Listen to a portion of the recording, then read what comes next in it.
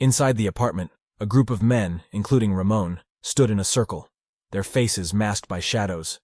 In the center of their attention was a table piled high with stacks of cash, drugs, and weapons. The air was thick with tension, and Risky's eyes widened as he recognized a familiar face standing next to Ramon.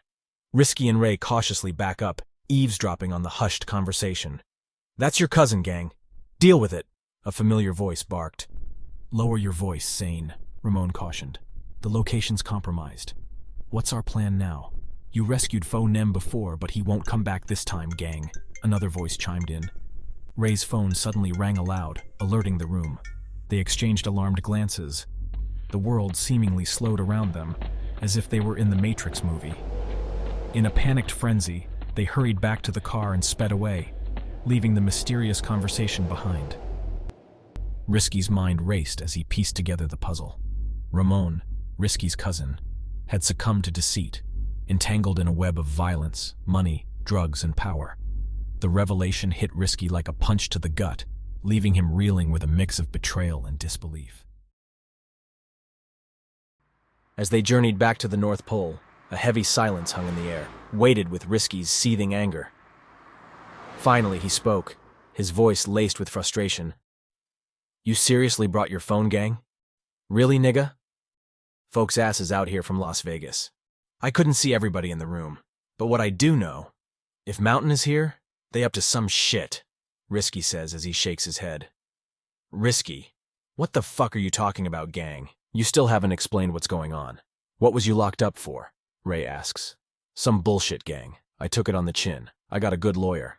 I thought they was snatching me for a body. But well, that's why I need to smoke, gang. It's a long story."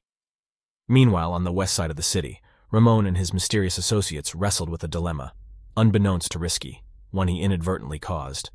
"How was I supposed to know he had the key in his pocket?" the woman yelled at Ramon. "You had one job, bitch," Ramon retorted, his voice sharp with irritation. "Jameer, if you weren't drunk all the time, you wouldn't have lost the spare key," the woman shot back. "Well, Barbie, you goofy-ass bitch, ain't nobody fucking perfect.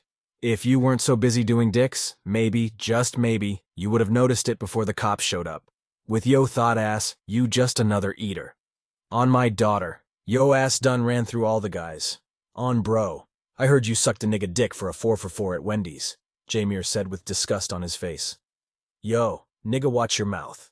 Mind how you talk to my baby mama, Sane," Ramon said to Jameer. "You don't even know if the shorty is yours slime, so stop the cap. I ain't trying to hear all that, Mr. Captain Save-A-Ho, but that's not our concern right now. What about that shit in the safe? How do we retrieve it from 12? It's evidence now. And you know we owe those Migos a lot of money." "I can't go back to Vegas without that paper, you know that," Jameer said. "So you going to spark that Dutch or what?" Risky asked. "I'm about to pull over so you can roll this wood, fuck that," Ray replied. Ray pulls the car over, turns off the engine and lights. Ray hands Risky a pack of backwoods.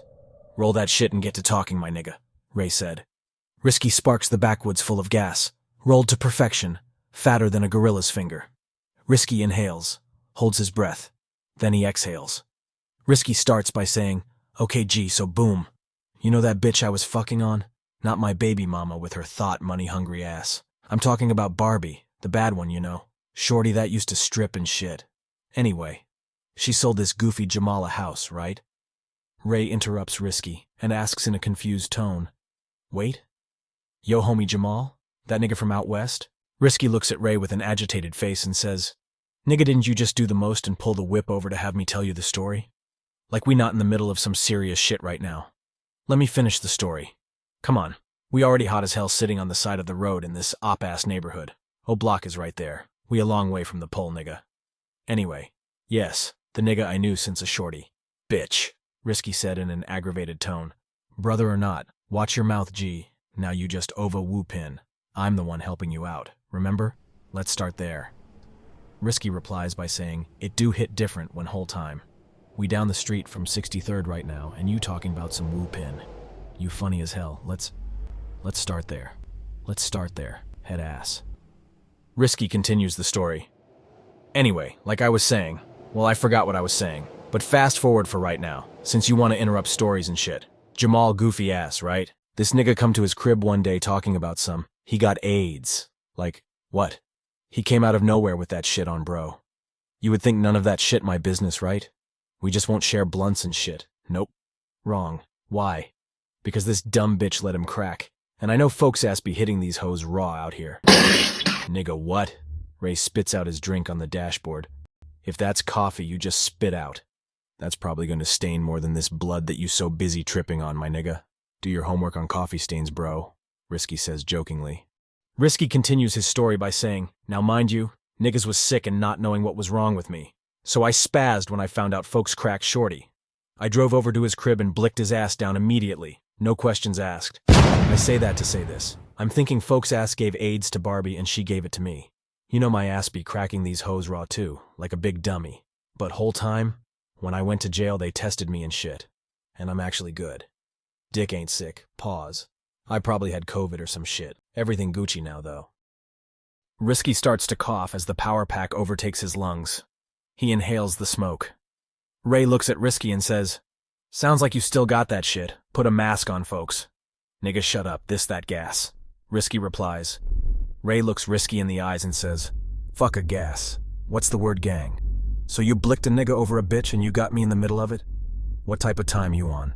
You know I'm down to ride, but we ain't crashing out over no bitch, bro. No, sir. Risky looks back at Ray with a mixture of confusion and annoyance, squinting his left eye. Then Risky says to Ray in an angry voice, bro, for one, the story isn't done. Let's start there. And for two, that's all you got out of what I told you so far? Really? On Phonem Grave, you tweaking Shorty. Who crashing out over a bitch? Is you crazy? This shit way deeper than that, nigga. Way deeper. Now I guess it is time to tell you what I really be into out here in the field. I know you all professional with your government job and shit, so I try to keep you out of it. But shit. It's too late. Ain't no turning back now, gangsta. I need your help on this one. Ramon on some op-ass shit. This shit crazy. As Risky inhales another puff of gas, he hears a familiar tune in the distance.